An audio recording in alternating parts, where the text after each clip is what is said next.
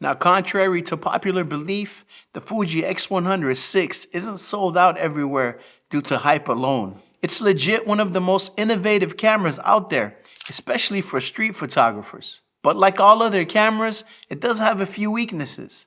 But not to worry, because in this video, I'll be sharing 5 things that'll help overcome some of the shortcomings of the Fuji X100VI. The first thing to keep in mind is that the lens is a 35mm equivalent f2 fixed lens. Now me personally, I love 35mm, but some people are staying away from this camera not because they think it's a bad camera, but because they don't really care for 35mm. Either they want it just a bit tighter or a bit wider, and regardless of which of those two categories you fall into, there's an easy fix. Because Fuji makes 2 teleconverter adapters. One of them will change your field of view to a 50mm equivalent and the other to 28mm. They're both optical converters that you attach to the lens, so you're not going to lose any resolution. But keep in mind, anytime you add any extra elements in front of the lens, you might lose a little sharpness. But in the samples that I've seen, it's not really much concern, unless you really zoom in and pixel peep. Another thing to keep in mind is that these adapters cost about $350 each, so they are a bit pricey. But as an alternative, you could just opt for an interchangeable lens camera like the X-T5 instead. But I left links in the description to these teleconverters in case you want to check them out. The next thing you should know is that although the Fuji X100VI is weather sealed, the front element of the lens isn't. So if you want full weather protection, I would suggest putting a filter in front of the lens. This will protect against moisture as well as scratches. I'd suggest a 1/8 strength mist filter from Tiffin.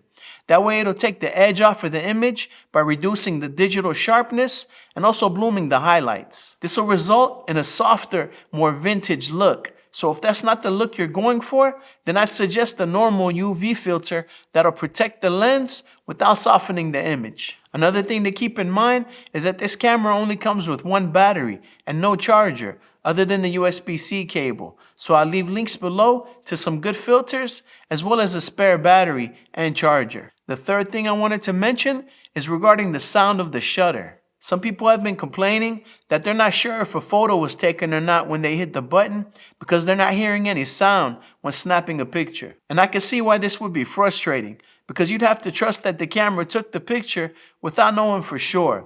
But the solution is quite simple. If you go into the settings, you can change the volume of the shutter sound. So just go out on a busy day and turn up the volume of the shutter a few notches until you can hear it over the sounds of traffic, crowds, or whatever other environment you normally shoot in. The next point I wanted to mention has to do with the dynamic range of the camera. Basically, it looks like you get much better highlight recovery when you set the camera to DR400 as opposed to DR100. But to do this, you need to be shooting at a minimum of 500 ISO. So the way I'd go about doing it is just always shoot at DR400. Even if it means using the built-in ND filter to compensate for raising the ISO up to 500. From what I've gathered, it looks like the RAW files have much more latitude in the highlights when shooting this way. There doesn't seem to be much information about this out there, so if you have any additional details or if you have any tips about the best way to expose on the Fuji X100VI, just leave them in the comments below. Now, whether you like to shoot RAW,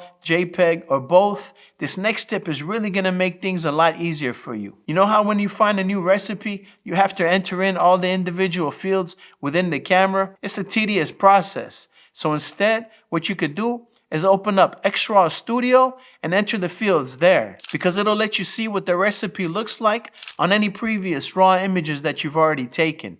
And if you like the recipe, you could save it as a custom profile to your camera. And of course, you could do all of this within the camera, but it would suck to go through all of that just to find out you don't like the recipe. Doing it on desktop allows you to vet each recipe. That way you only save the ones that you really like to your camera. And regardless of how much you like a particular recipe, I would still suggest that you always shoot JPEG and RAW, because when it's in RAW, you can go back and change the film simulation after taking the photo. whereas with the JPEG, it's baked in. And speaking about film simulations and recipes, I came across a recipe called Kodak Gold 200 from a blog called Fuji X Weekly, and I think it looks pretty cool. Feel free to share any recipes in the comments section, and if you found any value in this video, make sure to drop it a like and subscribe to the channel so you don't miss future reviews and tutorials. I left links in the description below to the Fuji X100VI, as well as all the other gear that I talked about in this video. And if you're having a hard time finding this camera in stock,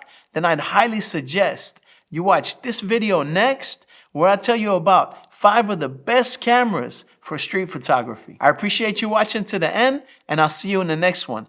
It's Fulan Creative, and I'm out. Peace.